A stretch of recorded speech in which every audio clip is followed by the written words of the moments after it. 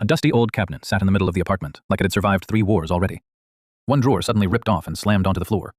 Wow, that ripped real nice. How many times do I have to tell you? You turn and slide. Turn and slide. No, you don't turn and slide. You throw it out. I'm tired of getting a tetanus shot every time I get dressed around this thing. The roommates stared at the cabinet in disgust, but the owner crossed his arms proudly. We're not throwing it away. Why? Because I built this thing with my own hands. The apartment went silent. One roommate slowly looked at the crooked drawers, broken handles, and exposed nails. That explains a lot. After a long argument, they finally agreed to sell it online. Later that afternoon, a random guy came over to inspect the cabinet. He looked harmless, normal clothes, friendly smile, totally average, which honestly should have been the first red flag. The owner immediately switched into salesman mode. This is the unit for you, my friend. Solid wood, plenty of storage, compartments big enough to fit a grown man. The buyer laughed. No way a grown man fits in there. Oh yeah? I got inside once. Everybody turned toward him. Why? My roommate bet me $5 I couldn't do it. And he locked me inside for an hour. The buyer blinked. That sounds traumatic. Yeah, it got weird when I started feeling like I was buried alive. The room became painfully awkward for a second. Then the buyer smirked. You definitely can't fit in there now. Oh, yes I can. If you can't, knock $5 off the price. Deal.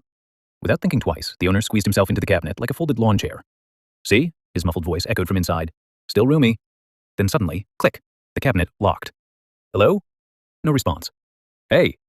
Footsteps slowly walked away. Guys? Silence. At first, he thought the buyer was joking. Then 5 minutes passed, then 10, then 20. Inside the cabinet, it became hot, dark, and impossible to move. Meanwhile, the apartment door quietly opened again. Another man entered carrying empty bags. The buyer smiled. Go fast. Turns out, this wasn't a furniture deal. It was a robbery. While one roommate was trapped inside a wooden coffin trying to prove a point, the thieves calmly stole everything in the apartment. The TV, the microwave, the stereo, the chairs, even the tiny lamp nobody liked. 30 minutes later, the roommates finally came home carrying groceries. The second they opened the door, they froze. Why does the apartment look bigger? Wait, where's the TV? The microwave's gone too. Bro, they took the chairs! Suddenly, guys! Everyone jumped. What the hell was that? In here! The screams were coming from the cabinet. One roommate slowly opened the door.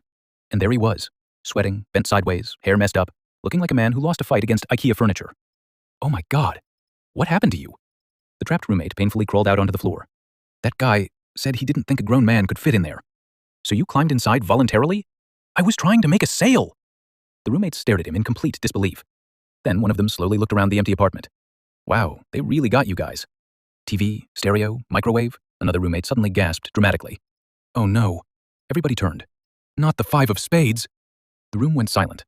Then he checked his pocket. Never mind, I still got it. Everyone looked seconds away from murdering him.